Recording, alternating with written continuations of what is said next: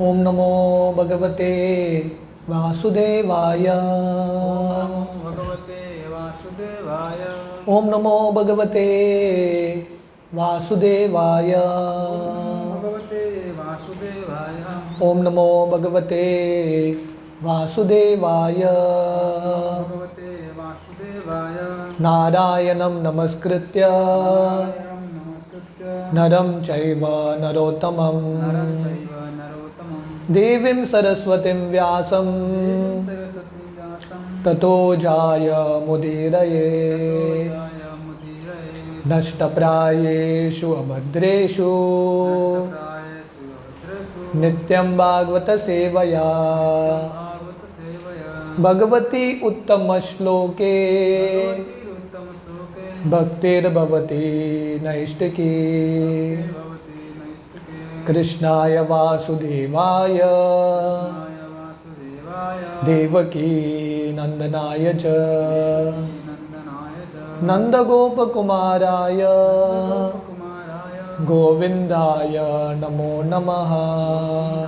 नमो नमः। नमो पंकजनाभाय पङ्कजनाभाय नमो पंकजमालिने पङ्कजमालिने नमो पंकजनेत्राय पङ्कजनेत्राय नमस्ते पंकजांग्रये। नमस्ते पङ्कजाङ्ग्रये। हरे कृष्णा। टेक्स्ट 25 हम कल पढ़ रहे थे। अत्र प्रमाणम ही भावान परमेस्ति यतात्मभू अपरे चांदुतिष्ठन्ति पूर्वेशां पूर्वजयकृतम। Translation: O great sage, you are as good as Brahma, the original living being. Others follow custom only as followed by the previous philosophical speculators. तो यहाँ पे परीक्षित महाराज बता रहे हैं वो क्यों शुकदेव गोस्वामी से सुनना चाहते हैं, क्योंकि शुकदेव गोस्वामी ब्रह्मा के प्रतिनिधि हैं, गुरु शिष्य परंपरा में आते हैं। पर बाकी जो अन्य दार्शनिक हैं, अन्य जो ऋषि हैं, अपना तत्व ज्ञान देते हैं। इसको बोलते हैं मेंटल स्पेकुलेशन, अपना जो विचार व्यक्त करते हैं। तो हमने ये परपोर्ट का पहला पैराग्राफ पढ़ा था जहाँ पे प्रभुपाद समझाते हैं कि 6 तरह के फिलॉसफी है जो 6 ऋषि ने दिया है, गौतम, कनाद, जैमिनी, कपिल, अष्टवक्र और पतंजलि। पर इन 6 ऋषियों का जो फिलॉसफी या तत्वज्ञान है और शुकदेव गोस्वामी में फ़र्क है कि शुकदेव गोस्वामी परंपरा में आते हैं। ये जो ब्रह्म संप्रदाय है, ब्रह्मा जी से जो ज्ञान प्राप्त किया उन्होंने, वो वही जो ज्ञान है एज इट इज बता रहे हैं। तो इसलिए प्रभुपाद लिखते हैं ब्रह्मा जी का एक नाम है आत्मभू। आत्मभू का मतलब है वो स्वयं भगवान से प्रकट हुए हैं और उन्होंने ज्ञान भी भगवान से प्राप्त किया है। तेने ब्रह्म हृदया आदि कवये, तो भगवान ब्रह्मा जी के हृदय में ये ज्ञान देते हैं। Educated by the personality of God है। इसलिए वेद समझना है परंपरा मार्ग से ही समझ में आता है। हाँ, तो वर्णन आता है अगर कोई मंत्र का जप करता है पर परंपरा में नहीं है ये मंत्र, तो ये मंत्र का लाभ नहीं मिलेगा। तो इसलिए परंपरा में प्राप्त करना इंपॉर्टेंट है।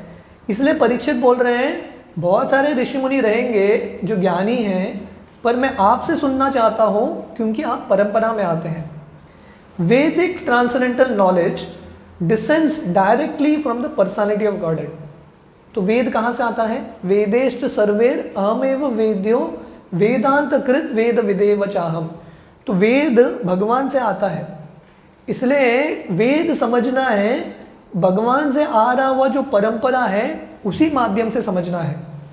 By his mercy Brahma the first living being in the universe was enlightened, and from Brahma ji Narad was enlightened, and from Narad Vyas was enlightened. तो ये हमारा गुरु शिष्य परंपरा है कि भगवान की कृपा से भगवान ये ज्ञान ब्रह्मा को देते हैं, ब्रह्मा जी नारद को देते हैं, नारद व्यासदेव को देते हैं और व्यासदेव शुकदेव गोस्वामी को दे रहे हैं। Shukdev Goswami received such transcendental knowledge directly from his father Vyasdev, और शुकदेव गोस्वामी अपने जो पिता व्यासदेव से ये ज्ञान प्राप्त करते हैं। तो ये तरीका है। एवं परंपरा प्राप्तम इमं राज ऋषियो विदु सकाले नेह महता योगो नष्ट परंतप। तो कृष्ण गीता के 4 अध्याय में बताते हैं ये परंपरा मार्ग बहुत इंपॉर्टेंट है। Thus the knowledge being received from the chain of disciplic succession is perfect। तो किसी को परफेक्ट ज्ञान चाहिए तो परंपरा में ही प्राप्त करना पड़ेगा। तो इसलिए एक व्यक्ति श्रील प्रभुपाद को पूछता है कि आप परफेक्ट हो क्या? आप बता रहे हो कि बाकी सब लोगों में दोष है, आप परफेक्ट हो क्या? प्रभुपाद बोले मैं परफेक्ट नहीं हूँ, पर क्योंकि मैं परंपरा को रिपीट कर रहा हूँ, रिप्रेजेंट कर रहा हूँ, और ये परंपरा परफेक्ट है, इसलिए मेरा जो वचन है वो भी परफेक्ट है। तो इसलिए परंपरा में ये ज्ञान प्राप्त करना है। Thus knowledge received from the chain of disciplic succession is perfect। One cannot be a spiritual master in perfection unless and until one has received the same by disciplic succession। तो गुरु का पहला गुण है परंपरा में होना चाहिए। तो बहुत सारे लोगों को अलग अलग गलत धारणा है गुरुओं का। तो गुरु मतलब परंपरा में आना चाहिए, क्योंकि गुरु कैसा उद्धार करेगा किसी का? कृष्ण के कृपा जो है, कृष्ण का शक्ति वो ही बांटता है। जैसे एक बादल है, बादल का पानी कहाँ से आता है? समुद्र से पानी लेता है बादल और ज़मीन पे जाके बरसाता है। वैसे ही गुरु के पास अपना स्वयं का कृपा नहीं है, भगवान की कृपा प्राप्त करते हैं परंपरा में और दूसरों को जाके ये कृपा बांटते हैं। तो इसलिए पहला योग्यता गुरु का परंपरा में होना चाहिए। That is the secret of receiving transcendental knowledge. तो सीक्रेट क्या है? दिव्य ज्ञान प्राप्त करना है, भगवान के बारे में समझना है, तो प्रामाणिक गुरु को अप्रोच करना है। तो इसलिए परीक्षित महाराज यहाँ पे शुकदेव गोस्वामी से सुनना चाहते हैं, क्योंकि शुकदेव गोस्वामी परंपरा में आते हैं।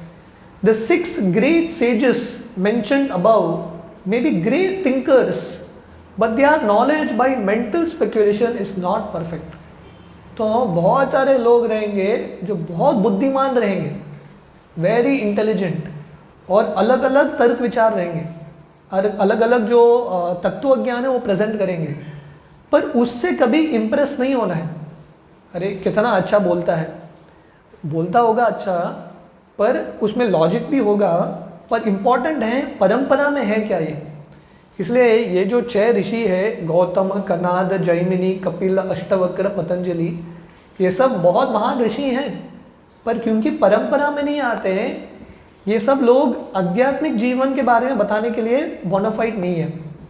However perfect an empiric philosopher may be in presenting a philosophical thesis, such knowledge is never perfect because it is produced by an imperfect mind।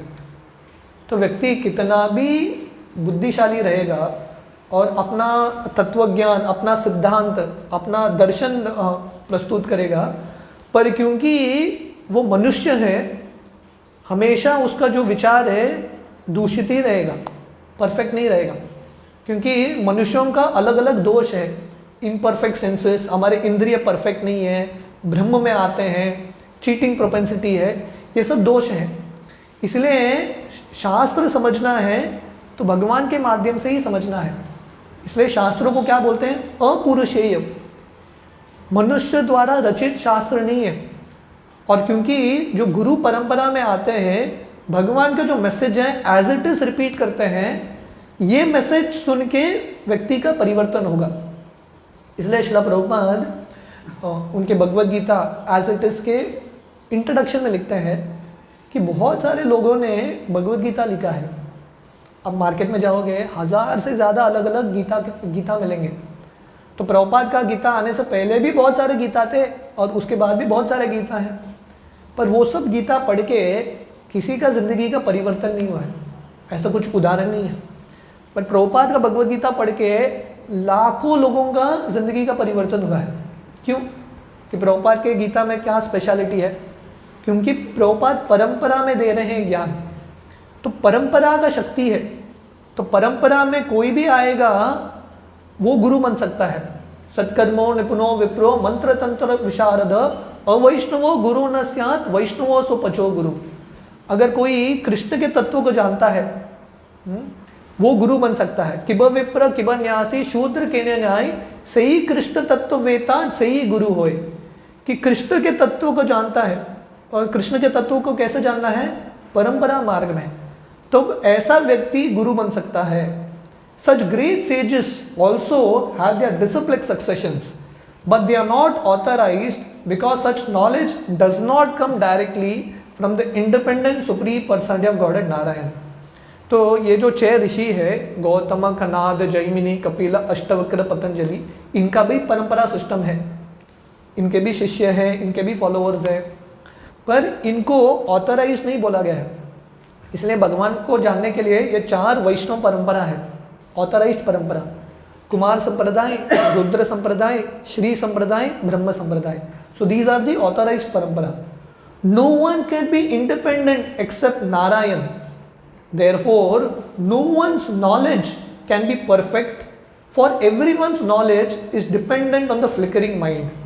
तो हमने देखा कि पिछले श्लोक में परीक्षित महाराज बताते हैं कि भगवान क्या है? यथात्म तंत्रो, आत्म तंत्रो, ही इज इंडिपेंडेंट, स्वराट। तो इसलिए भगवान के बारे में जानना है, भगवान ही बता सकते हैं उनके बारे में। तो इसलिए परंपरा में जो ज्ञान आता है, जो भगवान से ही आ रहा है, ये जो 4 वैष्णव परंपरा है, भगवान ज्ञान ब्रह्मा को देते हैं और वो एक परंपरा आता है। भगवान ज्ञान शिव जी को देते हैं और वहाँ से एक परंपरा आता है। भगवान ज्ञान लक्ष्मी को देते हैं, कुमार को देते हैं, और ये 4 परंपरा होता है। इसलिए ये जो परंपरा में ज्ञान प्राप्त करते हैं, किसी के मन का विचार नहीं है, क्योंकि मन क्या है? चंचल है, फ्लिकरिंग है, आज ये बोलेगा कल कुछ और बोलेगा। How can we depend on mind? किसी के मन पे निर्भर करके हम भगवान के बारे में कैसे ज्ञान प्राप्त कर सकते हैं? तो इसलिए प्रभुपाद यहाँ पे लिख रहे हैं, no one's knowledge is perfect, किसी का भी ज्ञान परफेक्ट नहीं है। तो परीक्षित महाराज बोल रहे हैं, हे शुकदेव गोस्वामी, मैं आपसे सुनना चाहता हूँ, क्योंकि आपका जो ज्ञान है परफेक्ट है, क्योंकि आप परफेक्ट परंपरा में आ रहे हैं। Mind is material and thus knowledge represented by material speculators is never transcendental and can never become perfect. क्योंकि मन भौतिक है और हमारा बुद्धि भौतिक है कि नहीं? तो अपने मन से, भौतिक मन से और भौतिक बुद्धि से हम भगवान के बारे में बताने का प्रयास करेंगे, ये मुझे लगता है भगवान ऐसा है, निश्चित रूप से गलत ही होगा। क्योंकि भगवान को समझने के लिए आध्यात्मिक इंद्रिय चाहिए। स्वयं जब भगवान बताते हैं उनके बारे में, तभी हम समझ पाएंगे। Mundane philosophers, being imperfect in themselves, disagree with other philosophers because a mundane philosopher is not a philosopher at all unless he presents his own theory. तो मुनि का डेफिनेशन है, प्रभुपाद गीता में लिखते हैं, मुनि मतलब जो बाकी मुनियों से अलग एक तत्व ज्ञान प्रेजेंट करता है। तो आजकल ये बहुत कॉमन है कि अपना विचार रखना। तो लोग बोलते हैं, अरे उसका क्यों मैं पालन करूं, मैं अपना खुद का एक इंटरप्रिटेशन देता हूं ना गीता का, let me give my own interpretation.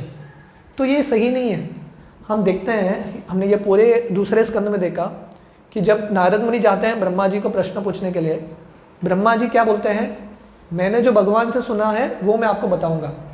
हाँ, जब परीक्षित महाराज सुखदेव गोस्वामी को प्रश्न पूछ रहे हैं, सुखदेव गोस्वामी बता रहे हैं, नारद और ब्रह्मा का संवाद मैं सुनाता हूं आपको। तो स्वयं का उत्तर नहीं देते, they are not giving their own answers, परंपरा को कोट कर रहे हैं।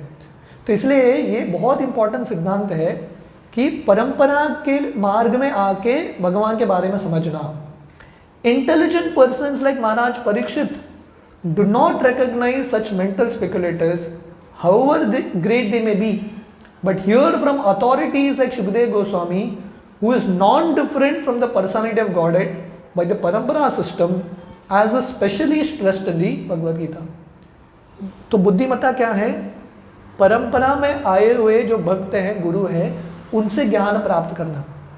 तो परीक्षित महाराज बुद्धिमान है, इसलिए बाकी जो मेंटल स्पेकुलेटर्स हैं वो जाके स्पिरिचुअल शॉपिंग नहीं करते, थोड़ा इससे सुनता हूँ, थोड़ा उससे सुनता हूँ, और ये सबको मिला के मैं अपना एक नया फिलॉसफी निकालता हूँ। परीक्षित ये नहीं सोच रहे। तो बहुत सारे लोगों को लगता है जो बुद्धिमान लोग हैं वो अपना बुद्धि का प्रयास करते हैं भगवान को समझने के लिए, शास्त्र को इंटरप्रेट करने के लिए। पर अगर कोई सही में बुद्धिमान है, शास्त्र को इंटरप्रेट नहीं करेगा, पर परंपरा में जो आचार्य बताते हैं वो सुनने का और वो समझने का प्रयास करेगा। इसलिए परीक्षित महाराज बुद्धिमान होते हुए भी नम्र हैं और शुकदेव गोस्वामी से सुनना चाहते हैं, क्योंकि शुकदेव गोस्वामी प्रामाणिक गुरु हैं, साक्षात हरित्वेन समस्त शास्त्रे, और ऐसा जो गुरु हैं साक्षात हरि के प्रतिनिधि है। टेक्स्ट 26, न मे सवः परायन्ति मे सबः परायन्ति ब्रह्मन् अनशनादमे ब्रह्मन् अनसनादमि पिबतो च्युत पीयूषम् पिबतो अच्युतपीयूषं तद्वाक्य अभिविनिश्रुतम्। वाक्यविभाषितं Word to word, no, never. May mine asavah life parayanti becomes exhausted. Brahman, O learned Brahmana, anushanatami because of fasting, pibata because of my drinking, achyuta of the infallible, piyusham nectar, tat your vakya adibi ocean of speech, vinishritam flowing down from. Translation: O learned Brahmana, because of my drinking the nectar of the message of the infallible personality of Godhead, which is flowing down from the ocean of your speeches, I do not feel any sort of exhaustion due to my fasting. तो परीक्षित महाराज का इतना उत्साह है, उत्कंठा है कथा सुनने के लिए, तो बोल रहे हैं, हे शुकदेव गोस्वामी, हे ब्राह्मण, क्योंकि मैं आपसे ये कृष्ण कथा सुन रहा हूँ, पिबतो च्युत पीयूषम, आपके मुख से ये अमृत बह रहा है, अमृत का धारा बह रहा है, और क्योंकि मैं ये अपने कानों के माध्यम से पी रहा हूँ, तो कृष्ण कथा कानों के माध्यम से पीना चाहिए, कानों के माध्यम से सुनना चाहिए। और बता रहे हैं क्योंकि मैं ये कर रहा हूँ मुझे कुछ भी थकावट नहीं लग रहा है, हालांकि मैं अभी फास्टिंग कर रहा हूँ, अनशनातमी, इतने दिन से परीक्षित महाराज फास्टिंग कर रहे हैं, पर मुझे बोल रहे हैं मुझे कुछ भी एग्जॉशन नहीं है।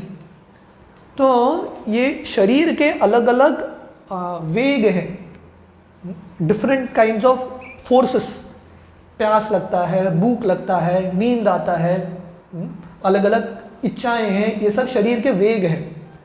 पर जब हम भगवान की भक्ति करते हैं और कृष्ण कथा में सुनते हैं, कृष्ण कथा को सुनते हैं और उसमें रमन प्राप्त करते हैं, आनंद प्राप्त करते हैं, तो ये शारीरिक स्तर से ऊपर उठ सकते हैं।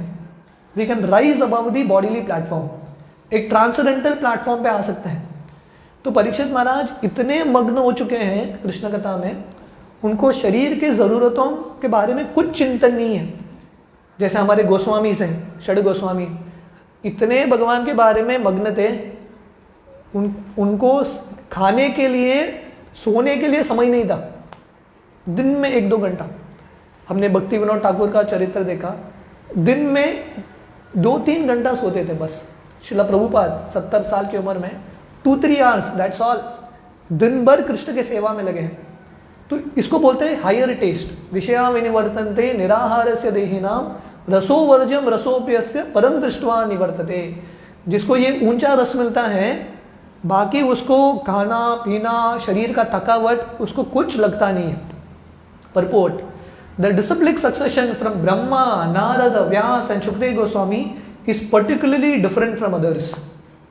तो प्रभुपाद फिर से बता रहे हैं, ये जो परंपरा है, ये गुरु शिष्य परंपरा है, ब्रह्मा जी से नारद तक, नारद से व्यास तक, व्यास से शुकदेव गोस्वामी तक, ये परंपरा बाकी परंपरा से बहुत अलग है, वेरी डिफरेंट।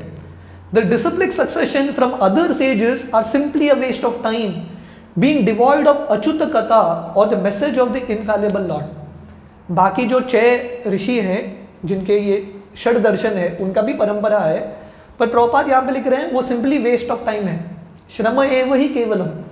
क्योंकि हम शास्त्र लेके अलग अलग फिलॉसफी, अलग अलग इंटरप्रिटेशन देने का प्रयास करेंगे, पर हम भगवान की भक्ति नहीं करेंगे, कृष्ण कथा, अच्युत कथा नहीं करेंगे, it is simply a waste of time, श्रम एव ही केवलम।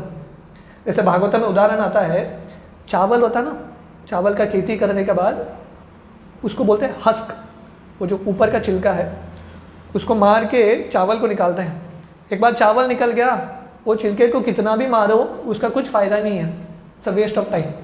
वैसे ही ये पूरा वेद का सार क्या है? कृष्ण कथा करना।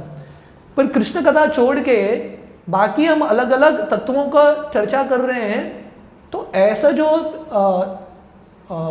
कथा है इसका कुछ लाभ नहीं है, देयर इज नो मीनिंग। इसलिए ये जो गुरु शिष्य परंपरा है जो ब्रह्मा जी से आ रहा है, इसका मेन लक्ष्य है कृष्ण कथा।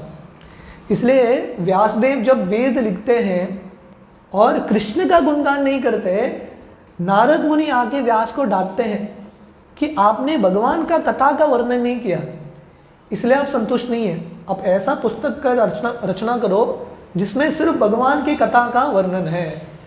The mental speculators can present their theories very nicely by reason and arguments, but such reasons and arguments are not infallible, for they are defeated by a better mental speculator।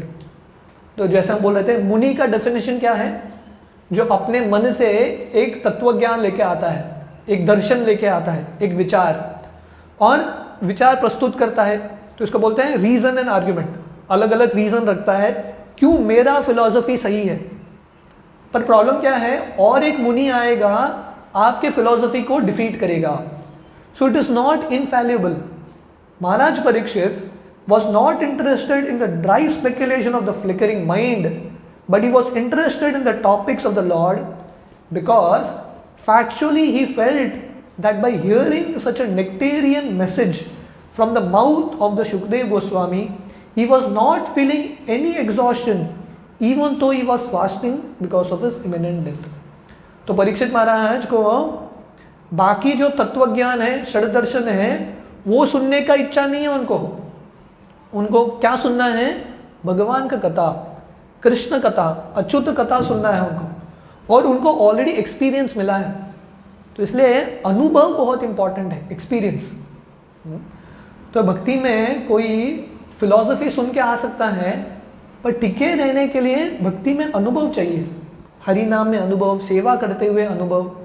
तो परीक्षित महाराज का अनुभव है, वो बता रहे हैं मैं इतना समय से आपका कथा सुन रहा हूँ, मुझे अभी अनुभव हो रहा है, हालांकि मैं फास्टिंग कर रहा हूँ, बिना कुछ खाए बिना कुछ पिए मैं आपका कथा सुन रहा हूँ, पर मुझे थकावट नहीं है। दैट मीन्स मेरा नरिशमेंट मिल रहा है कि नहीं? आध्यात्मिक रूप से मेरा जो पोषण है वो मिल रहा है, इसलिए मुझे अभी थकावट नहीं है। तो ये परीक्षित महाराज का उदाहरण हमारे लिए बहुत इंपॉर्टेंट है कि अगर हम भी कृष्ण कथा सुनेंगे तो ये शरीर के अवस्था से हम उठ सकते हैं। जैसे शिला प्रभुपाद जब उनके अंतिम दिनों में थे, प्रभुपाद ने खाना पीना सब बंद कर दिया था। बीच बीच में भक्त थोड़ा जूस का ड्रॉप्स प्रभुपाद के मुंह में डालते थे, इतना ही पीते थे प्रभुपाद। पर प्रभुपाद निरंतर कृष्ण कथा सुन रहे थे, उनके प्रचार का कार्य के बारे में सुन रहे थे, और उसमें ही प्रभुपाद का शरीर चल रहा था। So it is very important, ये बहुत इंपॉर्टेंट है कि हम परीक्षित महाराज का ये उदाहरण स्वीकार करें और हम भी कृष्ण कथा में रुचि प्राप्त करें, प्रभुपाद की पुस्तक पढ़ने में और दूसरों को सुनाने में। One can indulge in hearing the mental speculators, but such hearing can not endure any length of time. तो जब हम अलग अलग लोगों से सुनते हैं जो भगवान के भक्त नहीं हैं, तब उनका फिलॉसफी थोड़ी देर के लिए अच्छा लग सकता है, अरे ये भी बहुत अच्छा बात करता है, ये जो बोल रहा है उसमें बहुत लॉजिक है। पर प्रॉब्लम क्या है? बहुत लंबे समय तक हम सुन नहीं सकते। One will be exhausted very soon from hearing such hackneyed ways of thinking, and no one in the world can be satisfied simply by hearing such useless speculations. तो अगर कृष्ण कथा नहीं है, कितना देर तक आप सुनोगे? थोड़ी देर बाद कंटाल आ जाएगा, व्यक्ति पक जाएगा ये सब बातचीत सुन के। तो इसलिए कृष्ण के बारे में गुणगान सुनना इंपॉर्टेंट है। इसलिए जब आप महामंत्र का जप करते हैं, वही कृष्ण का नाम हम बार बार जप कर रहे हैं, मंत्र हम चेंज नहीं कर रहे हैं।